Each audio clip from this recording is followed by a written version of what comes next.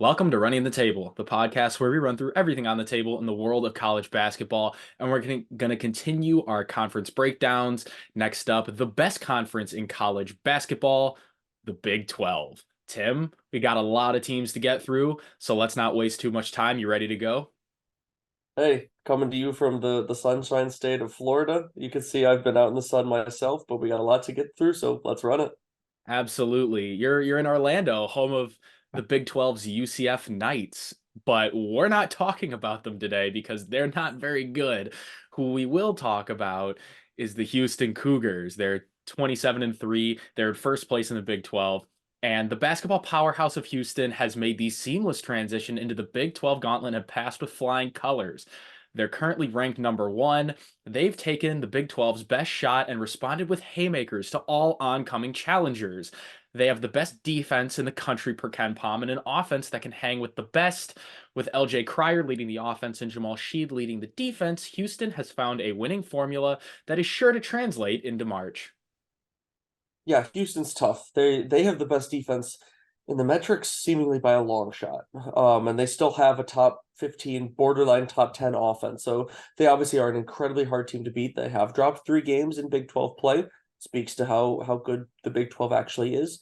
But you're absolutely right that people had a lot of doubts about Houston coming into the year because Houston's success has always been tied to the fact, kind of like a Gonzaga, they're in a weaker conference. So they had some great regular season play, but they've struggled in the NCAA tournament.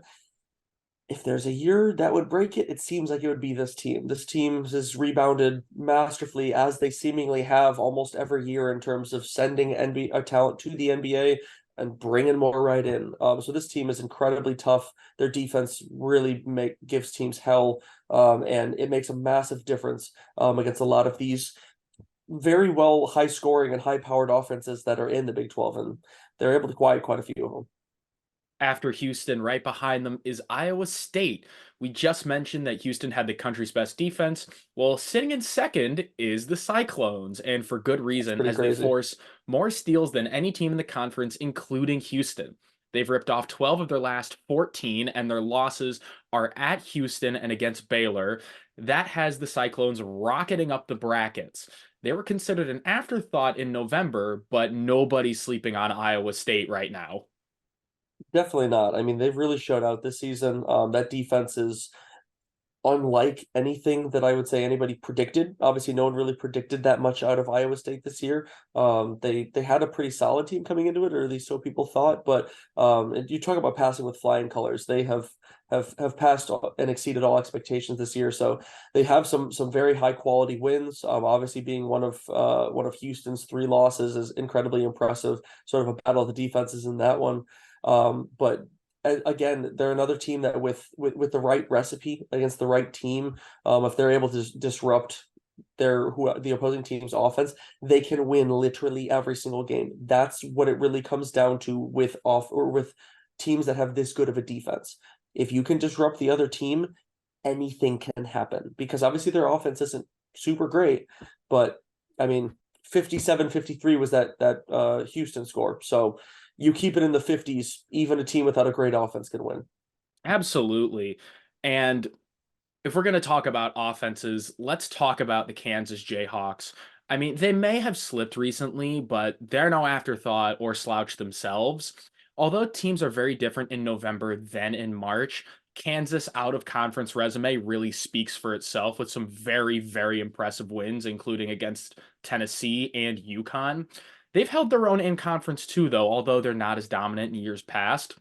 What Bill Self's team does is they do the fundamentals about as well as anybody.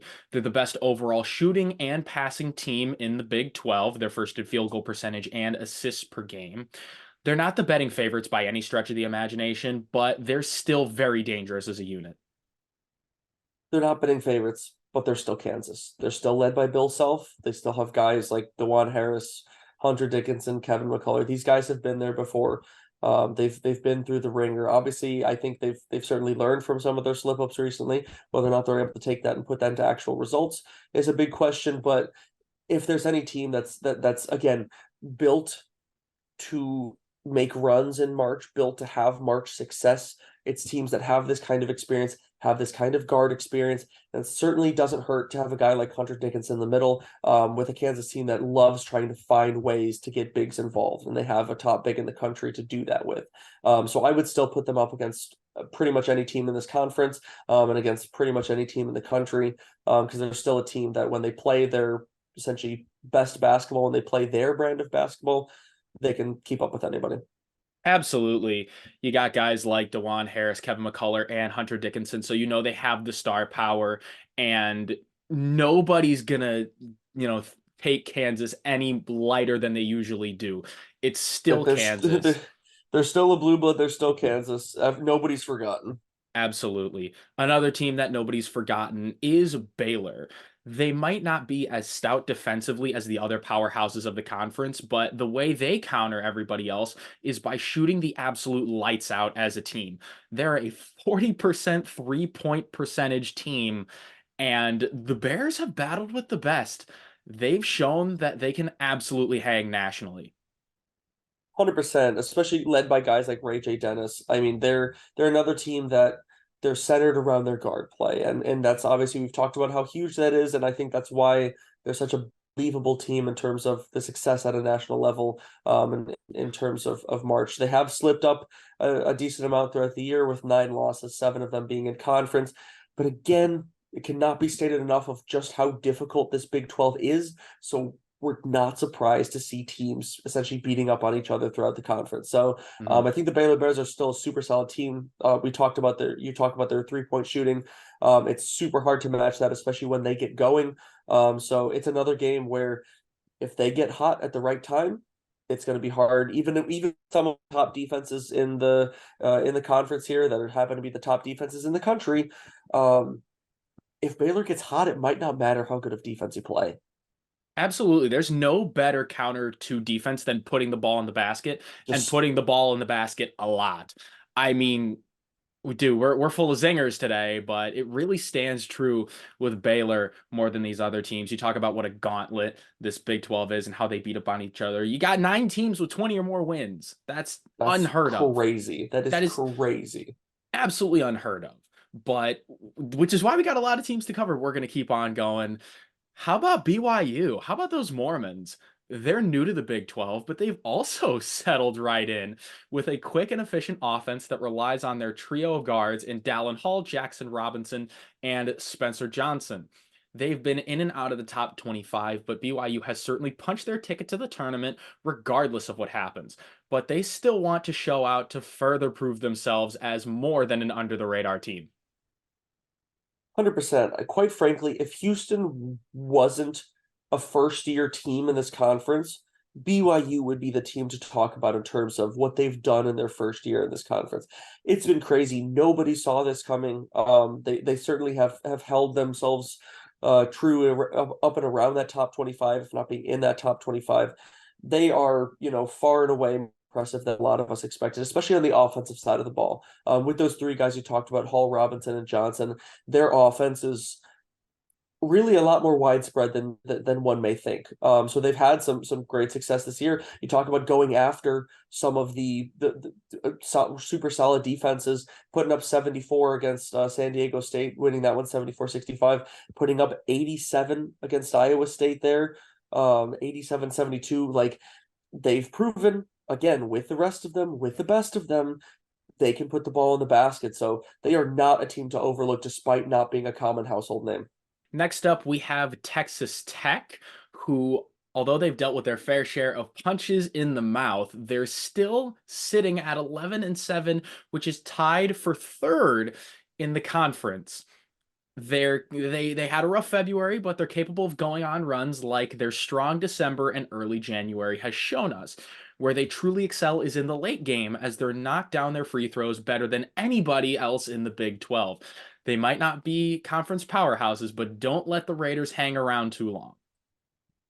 I mean, the fact that we're looking at a 22-9 team and it feels like a team that I just haven't really heard that much about in the conference because of everybody else and because of everything else that's been going on is pretty crazy. Texas Tech, I Dude, they're mean, still in the top 25. yeah, no one really cares about them in the Big 12 because you've got, a whole bunch of other surprises and of course your usual Like powerhouses. every team we've mentioned so far is ranked. Yeah. That's absolutely absurd. Like we knew that the Big 12 was going to be a good conference. We didn't know it was going to be like this good. I think a lot of people expected them to be the best, but not by this margin. In terms of the amount of 20-win teams and just the general talent and how these teams have been playing, Texas Tech is another one that I think their offense has exceeded expectations. We've known a lot of Texas Tech Raider teams in the past to be the high-flying defensive, cause turnovers, get out and in transition teams. This team is just good on offense. Their defense isn't bad by any means. They're still a top 50 defense in the country, but their offense is where they make most of their money this year, which is a little bit different for Texas Tech than we've seen sometimes in the past. But they are another team that their guards and their guard depth is really what makes up a lot of their team. So you talk about another team that is like any game that can surprise you. So don't sleep on them either. Again, just when you're looking at Nope. the Big 12, just don't sleep. Just don't sleep. You never know what's going to happen. If you want to bet on it, don't, Become an because you're probably not insomniac. going to be right. Stay awake. Don't sleep. Don't get any Not on the sleep Big 12. at all. Never. You want to talk about a team with 20 wins as well? Let's talk about TCU Yeah, that no because, one talks about. well, they won 20 games. They're 9-9 in conference. So, Yeah, I mean, that's they what it don't, comes down to, really. their tournament berth should, in theory, be secure, but TCU would definitely like some more breathing room than the last four buys. TCU is a little bit different because they've absolutely loaded up through the transfer portal. Like every major piece they found somewhere else. And as a result, they've become quite well rounded. They have a solid blend of offense and defense. And what that means is they have experience. They have experience from different places, guys playing under different environments, a lot of Power Five transfers. But in order to solidify themselves, they'll need a good Big 12 tournament. And it starts with a win against the Sooners. Yeah, I mean they are in a solid position. I mean, I would not put it past them to have, their decent showing and get their one or two wins out of the Big 12 tournament just to solidify things. But overall, again, a very impressive season to come and do what they have in this conference. Obviously, being 9-9 in the conference, not what we want, but there's teams all over the place. So to come away with 9 wins, still pretty solid in your own right. So you're right. It's very neat to see a team made up of this many transfers do that well or do that well this quickly. Usually you take Mm. more time to adjust with each other, but they've really stepped up to the challenge. And they do have a very solid balance between their offense and defense. They're solid on both ends of the floor, and that can be very valuable come tournament time. So this is not a team to overlook by any means either. You get in a game where it's close and you need to grind it out. TCU is definitely capable. You look at one of their wins against Houston, another one of Houston's three losses, and you go to Yeah. Waco and you put up 105 in a triple overtime win. Um, it's nothing to sneeze at. None of these teams are. Oh boy, another team with 20 wins, Texas. Because that's of course all they do here. Also 9-9 in the conference. The Longhorns were cruising to start the season, but conference play clearly has not been very kind to them. They have the guard big duo that you want, Max Asmus and Dylan Disu, that can absolutely tear teams apart. They can also play a bigger lineup with three forwards and chip away at teams. Don't let their 8C projection fool you into doubting this team. Yeah, I mean, obviously conference play is what's done a number to them in terms of seeding wise. So in general, I think these lower seed Big 12 teams are going to be teams to watch out for in terms of potential upset watch on wherever they end up. Obviously, as an 8 seed, they'll be pretty comfortable in the middle there. But you talk about their combination between Max Asmus and Dylan Disu. Everybody, if you've been following college basketball for the last couple of years, and you've been following March Madness, you Or clearly if know the you've been name Max following our Asmus. channel, because we mentioned Max Asmus a lot. As much as I can, I was lucky enough to be A there in guy that person you've to seen in see person. him and Oral Roberts upset Ohio State back in Gosh, it seems like 2021. Gosh, it seems like Wow, so that long was a ago. while ago. Oh no. Do you feel But old yet? That was the first tournament that we covered. yeah, but overall this team is very solid, and I think the thing that can be their best friend and their sort of secret weapon, as you mentioned, their versatility. The different lineups they can put on the floor is really has the chance of being valuable depending on who they play. And obviously they have some very solid wins again compared with a lot of these teams in the conference.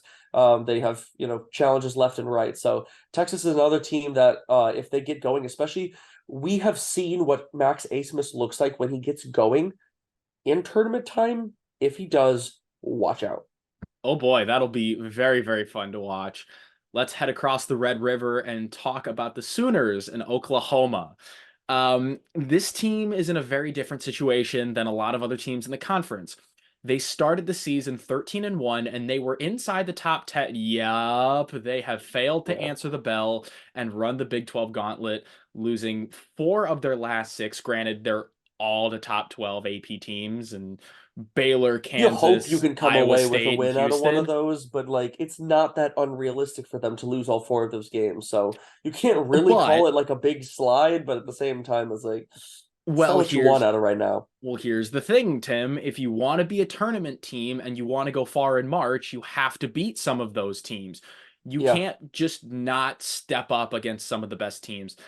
I mean, they have a 2-7 record against those ranked teams, and considering how far that they've slid from the start of the season, if they don't turn it around soon, say they drop the first round game, they may be a little bit more nervous than they'd like to be on Selection Sunday. Yeah, no, they definitely need a solid showing just to keep themselves in, in a solid point when it comes to Selection Sunday. And quite frankly, I think what it's come down to in the second half of the season is their offense. Their defense is still they're a relatively balanced team, but their defense has been sitting within the top 40. Their offense has fallen out of the top 40. So I think they need to try to figure out essentially what kind of magic was able to help them start in that 13-1. What was cooking, what was working, what wasn't. It's So probably because they weren't playing any Big 12 opponents. correct. I mean, that's you see a That's lot of probably that a large part of it. with teams non-conference schedules. Some teams schedule a lot harder than others. And I certainly don't think Oklahoma was looking to schedule a super hard non-conference schedule. Well, here's the thing. Like So you thought like the early win against USC at the time it was a ranked win, you'd think it'd be a lot better. Yeah, no, that's USC bad, except for USC beat Arizona, then USC less bad. TB. Logic. Good logic. More than just the rapper, but yeah, Oklahoma's they definitely got some work to do. Another team with a little bit more work to do is Kansas State. They're on the outside looking in, and this is a very different situation than the one Jerome Tang and the Wildcats were in last season. They started 14-4. Conference plays hit them like a brick. They've gone Who 3 would and have thunk 9 it? in their last 12. And now here they are. They're going to be a team that needs to win and then win again, and they get Texas to start the Big 12 tournament. So, not necessarily a matchup that you like if you're K-State, but you Could be a can't. lot worse though. It could be a lot worse. You don't underestimate the late game coaching of Jerome Tang. Kansas State is an undefeated 7-0 if the game goes to overtime. So they excel in free basketball. But they're definitely going to need to do some damage in the Big 12 tournament before they're considered for one of the final at-large bids. And I mean, it is a lot of work. Yeah, they need to do some serious damage here in the tournament. And quite frankly, a solid win against Texas could put them back on the right track to do some damage and create some I, upsets here. I But think that would put them in position to be in position. correct. But it starts with one. They have to get that first win and do it convincingly to even convince themselves and get themselves back believing in their ability to create noise in this extremely strong conference. So they really need this is a very different team than last year. And teams and or people who followed college basketball as a whole and especially Kansas State after they made their run last year. It's been very prevalent. So if you're looking at them based on what you saw last year, temper your expectations a bit. I can't say I give them a very good odds, or I can't say I give them a very good chance to do the damage necessary to find their way in the tournament, but that's why you play the game. So, Tim, now that we've gone through all the teams, who is winning the Big 12 tournament?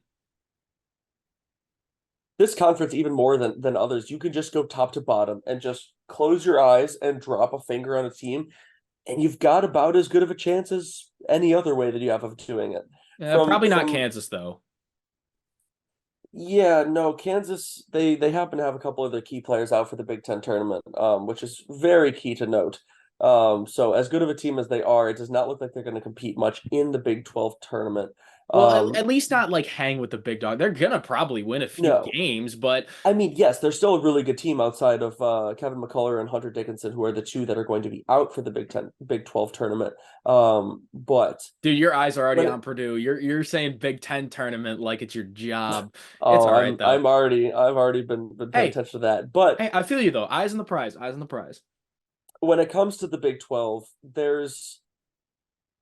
there are the big dogs, and those big dogs specifically are the big defensive dogs in Houston and Iowa State. But I got a feeling that for some reason it's not going to come down to these defenses. I'm sure they're going to make their pushes, but I've got my eyes set on the other major surprise coming into the conference this year. I like to see a miracle run out of the Cougars. Oh, I could see BYU BYU. making some serious noise and Okay. again further prove themselves that they mean business not only in this conference but on a national scale. Truly cement themselves in the NCAA tournament as someone to not only watch but also get nervous if you're I matched up with like them. it. I like it. I mean, I know where your mind's at with the offense. Maybe thought you were going Baylor just because of how well they shoot from the outside, but BYU's got a solid shot. Don't be sleeping on the Mormons. But If there's any team that I think could be overlooked enough that still has the firepower to beat literally everybody that's out there, I think it could be BYU. I mean, hey, perhaps. But for me, I do like defenses. Defenses win championships. And if it comes down to that final possession and you need a stop, I'll take the defense to go up and get that. That leaves you with Houston and Iowa State. Um, I don't know. Houston might just have an off day. And Iowa State seems like the obvious pick to me, and yet so under the radar at the same time. They're really the only team to limit Houston's offense. I mean, held them to 53 points in a win. And even if Houston does have an off day, it's not really that big of a deal. They're looking at the bigger picture anyway. Give me the Cyclones. Why not? Hey, they've proven that they're a special team this year. I mean, they've got firepower, they've got the defense. And you talked about it, defense wins championships. I mean, these guys mean business. I could definitely see it. There's so many teams in this conference that can make so much noise in very different ways, and I think that's one of the coolest things about the Big 12 this year is the way in which these teams do their damage. So it is going to be a very fun conference tournament to keep track of. So if you want to watch some high quality basketball over the course of this week, look no further than the Big 12. Dude, I love college basketball. I love tournament season. This is a lot of So fun. fun. So that's why we're going to keep bringing you the rest of the Power Six conferences until Selection Sunday. And then when tournament time happens, that's when things really get crazy on the channel. And I can't wait. So that's all we got for our Big 12 tournament and conference breakdown. If you want to watch other conference breakdowns, we have mid-majors and the Big East up. Tim, you've done Purdue recaps for most of the season. I've done Butler recaps. So if you want to watch those, we have those on the channel. And if you want us to talk anything else in college basketball, let us know. But until next time, we out.